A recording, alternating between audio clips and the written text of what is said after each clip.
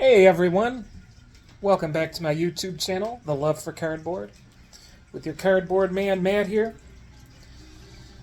on this chilly December day. My aquarium's looking pretty good. Got the fish, just kind of chilling. A little camera shy, but it's alright. Well, at least the corals aren't that camera shy.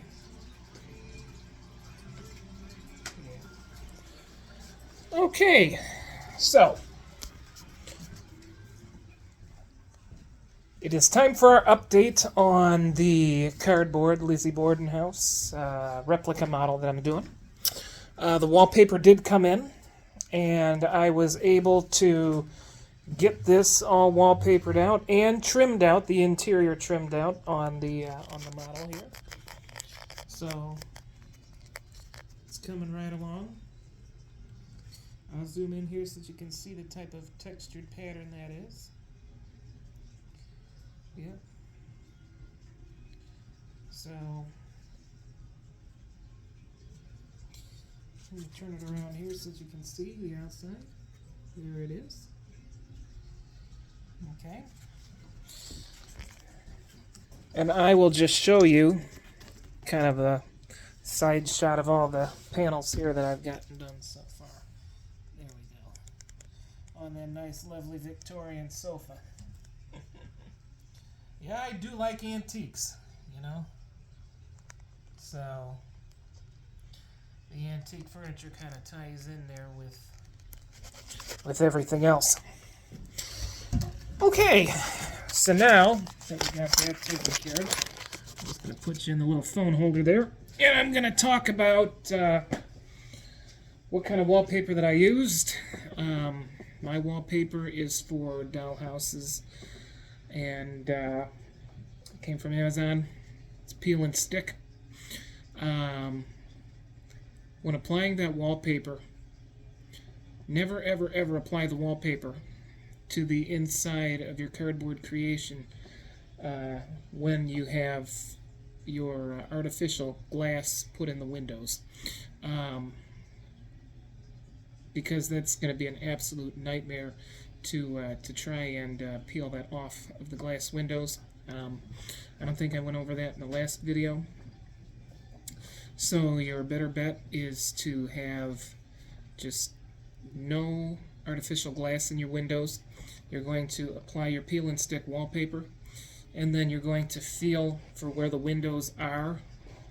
You know, just feel for where the windows are, and then you're going to take your X-Acto knife. You're going to cut, and then you'll be able to, you know, just stick the X-Acto knife here underneath, and then you'll be able to lift up a corner and then peel the wallpaper there from each of the windows.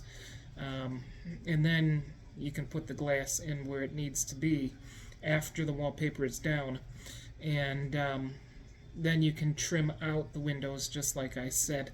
So if you hold on 1 second, I'll get one of these panels just to kind of show you here what I'm talking about. Okay, so you can see the reflection of the glass, which is the saran wrap like I had said. And then you will just cut your trim, you know, by measuring by the opening, the length, and you do the length, and then you just cut your cardboard however thick or thin you want it, and then you do the width to make sure that it touches the edges of the length there that you just cut and placed. Same thing for the window sill lip.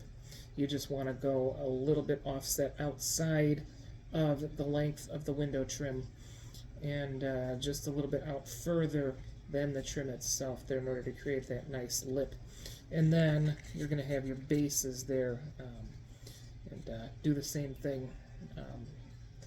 You're going to follow the length of the window straight down. Don't go to the edge of your lip, but just a little bit right below that. And then the crown molding's the same way. Now that crown molding's pretty plain, but once I get it painted up, you know, it should look pretty good.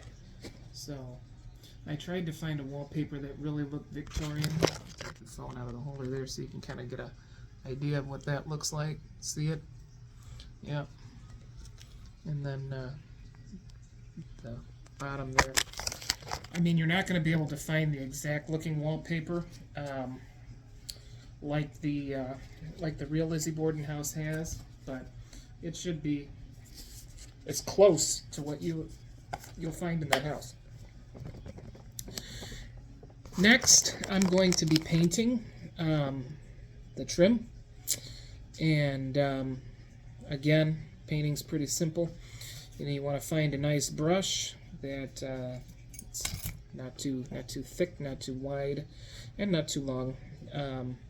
Something that's going to allow you to have complete control over your brush strokes as you apply the paint to the trim, being extremely careful not to touch that wallpaper because it will not wash out. Trust me, believe me when I say that, it will not wash out.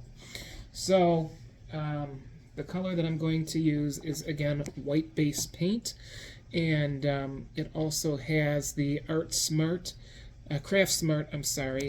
brand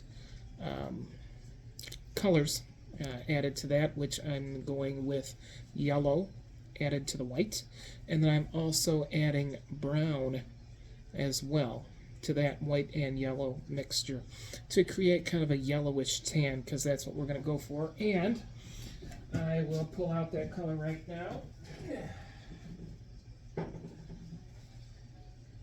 to show you exactly what we're going for. So I think that that'll be a good color. I haven't decided yet whether I want to go with a straight white or this color right here, but it's pretty close. I mean, it's kind of a creamy color. So yeah, I mean, you can paint it whatever you want. You can stain cardboard too. I mean, I don't know if anybody's ever told you that, but you can also stain cardboard, and it will stain really well. And then afterwards, you follow behind that with a little bit of polyurethane. The brush strokes, if you use a little bit of firmer bristle, will actually make it look like wood grain. So it's another little tip and trick there that I've got, rather than going and finding wood grain wallpaper. I suppose you could, but it's going to cost you more money. So yeah.